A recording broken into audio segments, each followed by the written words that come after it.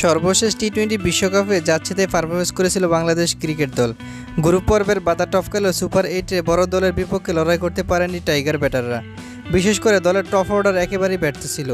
Tiger opener Naim Sheikh মনে করেন বিশ্বকাপে এরকম ডমিনেট করে খেলতে পারেনি কোনো ব্যাটাররাই। গতকাল রাতে চট্টগ্রামে টি-20 ম্যাচ শেষে গণমাধ্যমের মুখোমুখি এই কথা বলেছিলেন নাঈম শেখ। দেখবেন যে ওয়ার্ল্ড কাপে কোনো টিম আহামরি ওরকম স্ট্রাইক রেখে খেলতে পারেনি।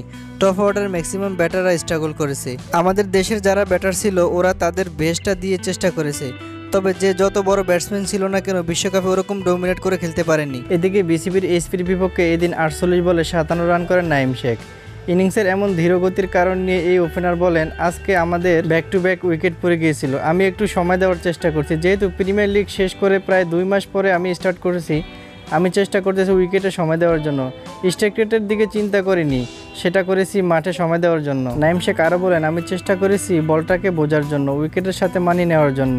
তারপরে যখন বলটা প্রথম হয়েছে তখন নিজেকে অ্যাডজাস্ট করার চেষ্টা করেছি, ব্যবস্থা অনুযায়ী ব্যাট করার চেষ্টা করছি।